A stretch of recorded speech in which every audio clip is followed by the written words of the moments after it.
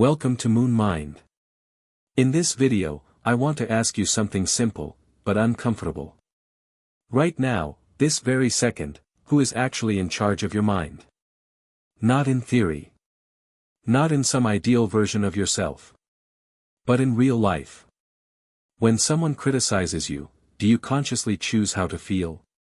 When your phone lights up, do you decide whether it deserves your attention?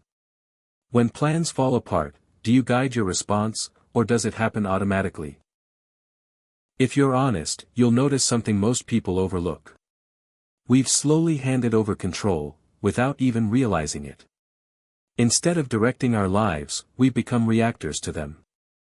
Waiting, hoping, depending on circumstances to decide how we feel. A good day at work. We feel uplifted. Traffic jams. Frustration takes over. Praise from someone. Suddenly we feel valuable. Silence or rejection. We shrink inside. It happens so quickly, so repeatedly, that it begins to feel normal. We wake up and reach for our phones, searching for something, anything, that tells us we matter. We scroll through other people's lives, quietly comparing, measuring, questioning our own worth. We count down the days until the weekend, until a holiday, until some future moment where we finally allow ourselves to feel okay. Always waiting. Always postponing peace. And after years of living like this, we stop questioning it. We forget something essential. The steering wheel never left our hands. We just stopped using it. If this feels familiar, pause for a moment.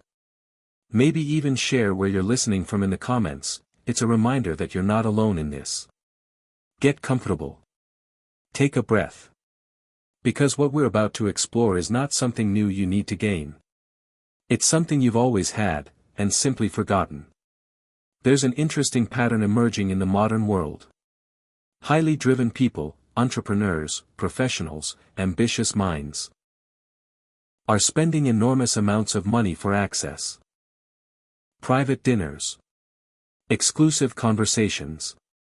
Sometimes costing $100,000, even $200,000, for just a few hours with someone successful. From the outside, it might sound excessive. But to them, it's an investment. They're not just buying a meal. They're buying shortcuts. Years of experience, distilled into a few insights. Mistakes they hope to avoid. Strategies that promise to fast-track success. And honestly, there's nothing wrong with that. Wanting to learn from those who've already walked the path is wise. Guidance can save time, energy, even years of struggle. These experiences can offer real value, connections, clarity, direction. But let's look deeper. What are they actually purchasing? At best, if everything aligns perfectly. If the advice works. If the timing is right. If the market cooperates. They may achieve financial freedom for a portion of their life. Maybe 20 years. Maybe 30. They might build a thriving business. Create income that flows without constant effort. Gain the ability to say no, to jobs they dislike, to pressures they once endured. They might provide comfort for their family. Opportunities for their children. A sense of security most people dream about. And yes, this matters. Financial stability can reduce certain forms of stress. It can create space. Breathing room. But there's a truth we often avoid. Wealth can only solve problems, within its reach. Your body doesn't negotiate with your bank account. Aging continues, quietly, steadily. Illness doesn't check your financial status before arriving. Relationships still break. People you love still leave this world. No amount of success can rewrite those realities. And then there are the subtler struggles. The quiet loneliness. The pressure to maintain what you've built. The fear of losing it. Something many don't say out loud. Even after achieving everything they once dreamed of. A sense of incompleteness remains. Because, enough, keeps moving. The first goal becomes a stepping stone. Then another. Then another. And somehow, satisfaction always stays just out of reach. There's also a side of success that rarely gets discussed. The more you accumulate, the more demands appear. Assets require attention. Businesses require oversight. Investments require constant monitoring. Your time becomes fragmented. Checking numbers in the morning. Thinking about risks during conversations. Making decisions based on efficiency, rather than meaning. Then come the complications. Legal issues. Conflicts. Misunderstandings that turn into disputes. You find yourself spending energy protecting what you already earned. And slowly, something shifts in how you relate to people. Trust becomes more complicated. Kindness feels questionable. Intentions become unclear. Friendships can feel unbalanced. Relationships carry hidden doubts. You begin to wonder. Do they care about me, or what I represent? Even possessions, things meant to bring joy, start demanding your attention. Homes require maintenance. Luxury items need care. Everything you own asks something back from you.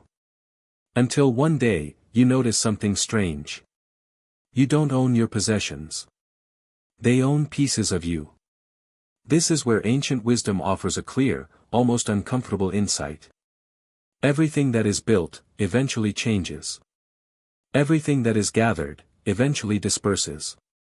This isn't pessimism. It's clarity. It's seeing things as they truly are. There's a story that reflects this beautifully. A powerful king once lived with immense wealth, influence, and comfort.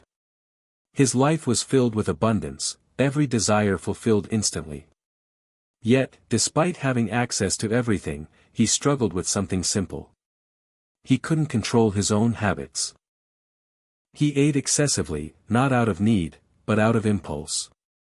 Again and again, despite the discomfort it caused. His body grew heavy. His energy declined. Even basic movements became difficult. And still, the pattern continued. Until one day, he encountered a simple teaching. Not a complex philosophy. Not a grand solution. Just a reminder. To pause. To be aware. To notice when enough is enough. At first, nothing changed. The habit was too strong. But over time, through repetition, awareness, and small moments of pause, something shifted. He began to see clearly. To stop, not when everything was gone, but when it was sufficient. And as his actions changed, so did his experience. His body became lighter. His mind clearer. His life, more at ease. But the real transformation wasn't physical. It was understanding this. Everything he had tried to fix externally was never an external problem. This is the pattern many of us are caught in. We search outside for something that was never missing out there.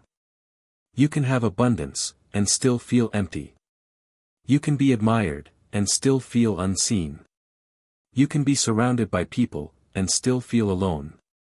Because the discomfort isn't asking for more things. It's asking for a different relationship with your own mind.